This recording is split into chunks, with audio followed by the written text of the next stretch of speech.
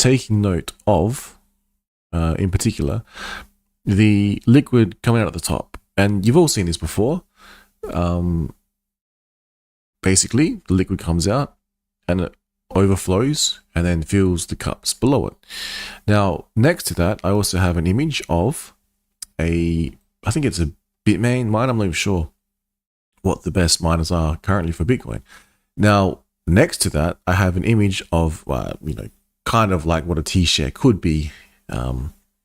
Basically an infinite hex money printer.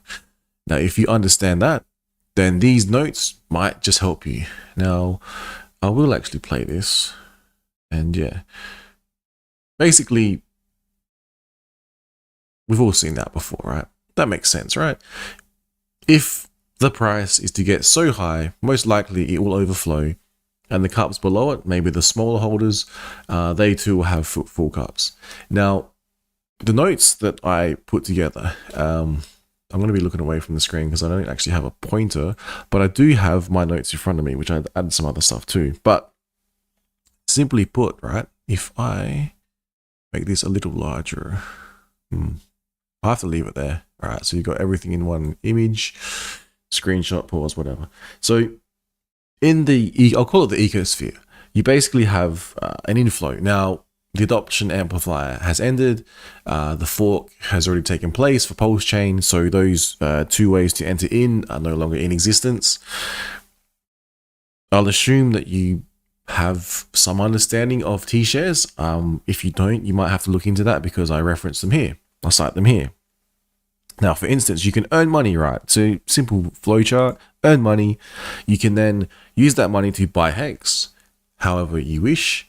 Also, worth noting here, there's now HEX and EHEX, both same system, just one is on Ethereum, one is on Pulse Chain. They're not connected to each other, they have different T-share rates, worth noting. Now, HEX then you can use to buy T-shares. We'll burn it, but I'll call it buy T-shares. That's the simplest way to look at it. What is a T-share? Well, I'll explain. T-shares create more HEX, right? That's the only way you're going to get more T-shares outside of using money to buy more. Now, what you can do from there is basically, I would say, two choices.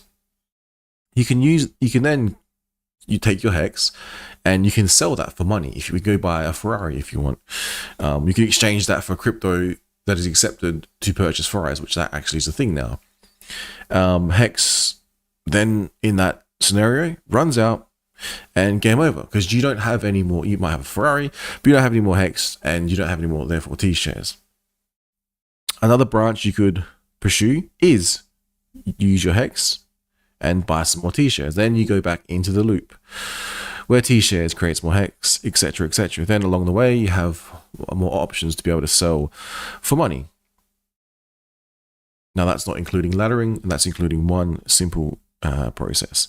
Now, the best thing to look at it, I think, is T-shares, right? I have some notes. T-shares only increase. So you look in the middle of the page, I've got this note. The HEX price fluctuates. So it's not that the price of HEX only ever goes up and to the right. But it is that the T-shares price only ever maintains or increases. So that will only ever go up to the right. That's why I thought I would draw these two simple comparisons, right? If, for instance, there is a lot of cells, the HEX price goes down. Now, who is that benefiting? If T-shares are getting cheaper, right? Well, if you, on the opposite side of the coin, have a look, if there's no cells, the HEX price goes up. Now, if T-shares get more expensive, who then is going to benefit from that? Think about it. If you have that on one end, lots of cells, and on the other end, a lot of buyers, you could say, let's do who's going to be benefiting from that benefit analysis. I'm not sure if that's a thing, but you could say, well, if there's lots of cells, it could be benefiting buyers. Why is that? Well, I'll explain. If there is no cells, funnily enough, it benefits the sellers themselves. Go figure. So what I thought, instead of making it extremely complex and trying to explain a billion different scenarios that could take place, I thought I'll draw a simple graph and compare price with T-shares and the equilibrium which we see now. If, for instance, you have T-shares getting cheaper, right? The T-share line will move it to the right. So in this particular graph, that would make the price lower.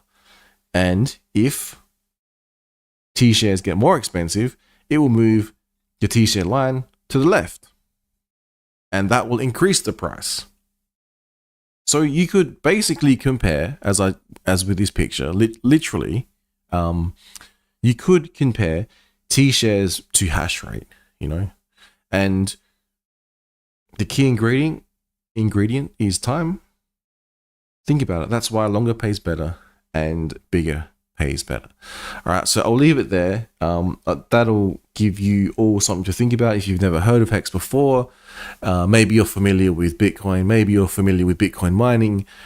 So this is a comparison, basically, what a T-share is, how HEX operates in a simple way, and currently where prices are.